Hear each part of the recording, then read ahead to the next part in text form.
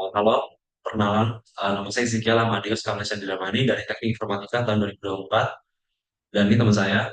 Nama saya Michael Tambah dari Teknik Informatika 2024. Dan hari ini kita ingin menjelaskan tentang landasan teori teknologi pada zaman sekarang. Jadi pertama kita harus tahu dulu, kenapa sih kita harus belajar tentang teknologi?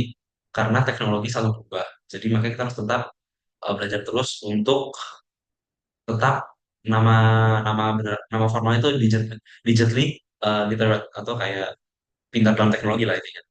Nah, digital literacy menggunakan banyak eh, knowledge atau understandings tentang komputer, mobile devices, the web, dan apapun yang berhubungan dengan teknologi. Nah, pertama kita harus tahu dulu apa sih itu komputer. Komputer itu electronic device yang beroperasi di bawah kontrol yang ada di store memorinya. Jadi itu ada bisa lihat di sini extract data yaitu input, actually proses, itu nge-produce information atau namanya output.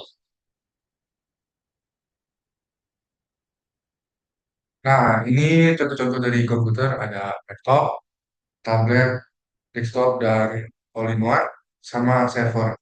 Ini kita bisa lihat di laptop itu ada screen, keyboard, dan di situ juga ada display sama power.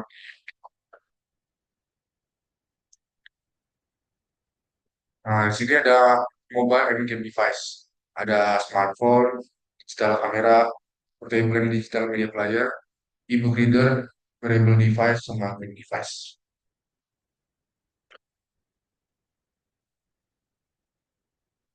Nah, sekarang kita masuk ke data information. Jadi dalam konsep komputer ada banyak step-step yang dilakukan untuk nge-transfer data atau informasi eh, untuk pertukaran informasi. Jadi step one bisa dalam konteks kasir.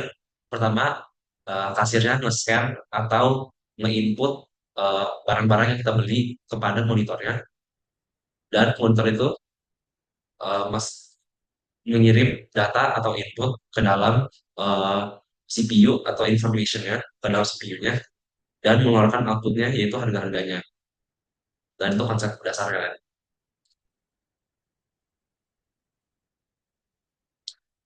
Nah, yaitu sekarang kita masuk ke data dan informasi. Ini kelanjutan dari slide ke atas, yaitu misalnya kita bisa mengirim input dengan misalnya melewati keyboard. Jadi itu keyboard, kita pencet keysnya, dan pas kita ngepencet keysnya itu mengirim data dan instructions kepada komputer atau mobile device untuk mengeluarkan alfabet tersebut. Jadi misalnya kita pencet A nih, itu bisa keluar A di monitor kita gara-gara input yang kita kirim kepada komputernya, dan komputer itu mengirim ke prosesornya untuk mengeluarkan key tersebut.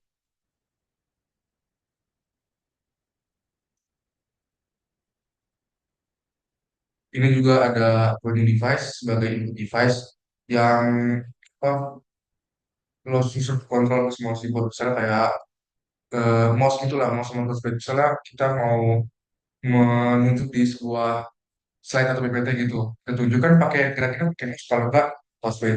Jadi dia menunjuk ke arah yang kita mau gitu. Kayak terus ada lagi sama mobile device sama computer enable you to speak data misalnya kayak lagi nelpon gitu. Jadi bisa sambil apa ngomong kitanya nanti using voice input. Jadi bisa juga sambil video call gitu kayak di laptop. Jadi suara kita sama gambar kita tuh kelihatan di video inputting itu. Jadi menggunakan video input tersebut. Oke, sekarang kita nextnya masih tentang data dan informasi.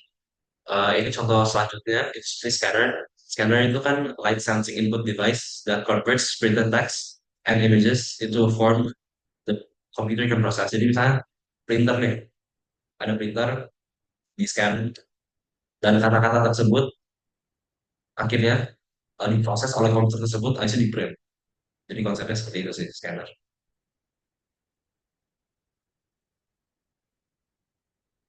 Dan selanjutnya itu tentang output device.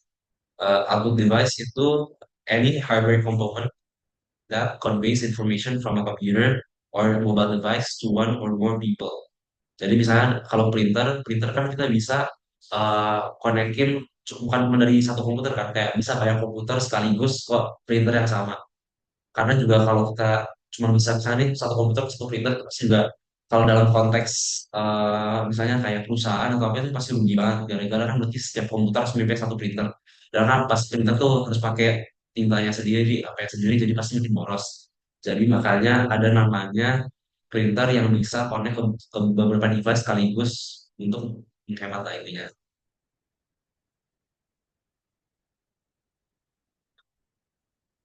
Nah, ini contoh-contoh printer ya, ada printer foto sama printer 3D model. Ini printer 3D model itu misalnya kayak kita mau bikin gambar apa 3D model gitu, kita kasih modelnya, nanti di printernya ini ngeprint sesuai apa yang kita perintahkan gitu dari modelnya. Bisa sama persis, cuman ukurannya nggak sama persis kayak yang kita minta gitu. Jadi 1 banding sekian gitu lah. Pasti ada rasionya.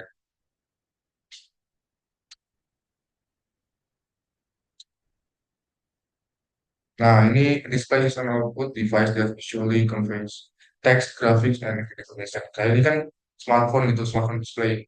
Dia nunjukin teksnya gitu di smartphone-nya, terus nunjukin grafiknya kan misalnya kayak nonton video di sebuah laptop. Kan di videonya tuh ada kayak keterangannya, terus grafiknya ada 4K gitu-gitulah.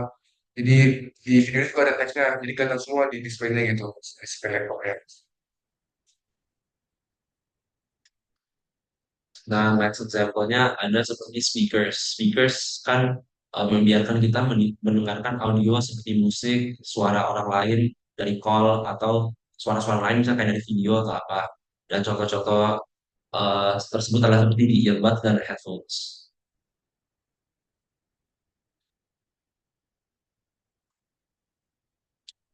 Nah, kita sekarang masuk ke dalam cara store memori tersebut. Apa yang pertama kita tahu dulu kan, memori itu apa? Memori itu consists of electronic components that store instructions waiting to be executed and the data needed by those instructions. Jadi sengaja bisa disimpulkan memori itu electronic component yang disimpan dalam beberapa instruksi dan instruksi tersebut itu menunggu untuk dinyalakan biar data tersebut bisa ditransfer balik oleh memori tersebut. Nah, misalkan di komputer menyimpan data, instruksi, dan informasi on storage media atau misalnya HDD, SSD, RAM, dan lain-lainnya. Dan inilah contoh-contoh yang baru saya bilang, hard disk atau HDD, solid state drive atau SSD. Ada juga tadi yang saya belum bilang, yaitu USB flash drive, jadi sebenarnya kayak versi kecilnya. Ada juga memory card, optical disk, tapi ini optical disk sudah jarang masih dipakai sih. Sekarang paling sering dipakai yang namanya cloud storage. Karena ya nggak ada physical benda fisikalnya tapi bisa menyimpan banyak memori.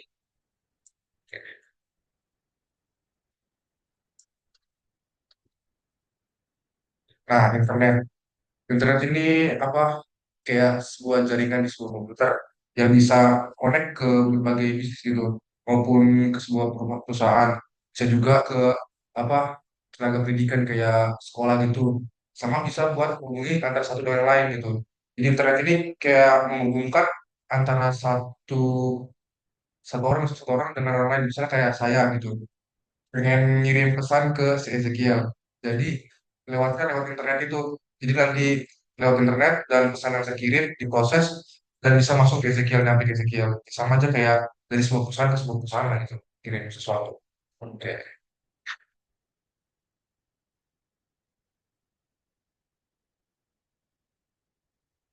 Nah ini ada web, the World Wide Web atau singkat web lah ya. Jadi kayak web itu kayak apa ya, kayak library yang menyimpan informasi atau apa sesuatu itu yang dibutuhkan dan connect ke sebuah internet.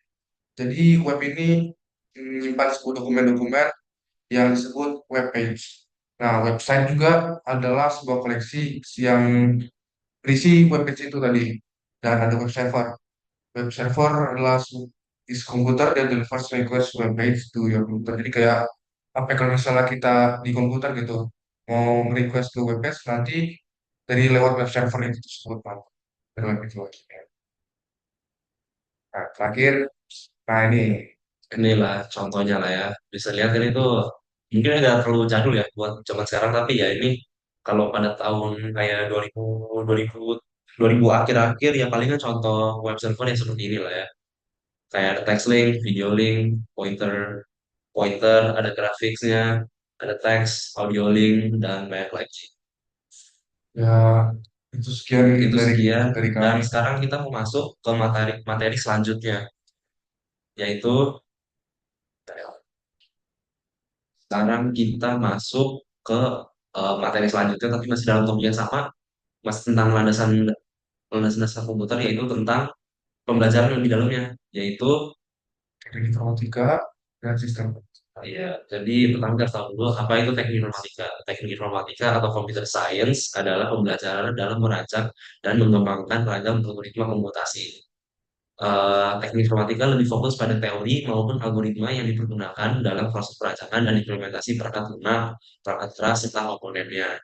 Dan sebagai model matematis untuk menyelesaikan permasalahan. Jadi itu ada problem solving-nya juga.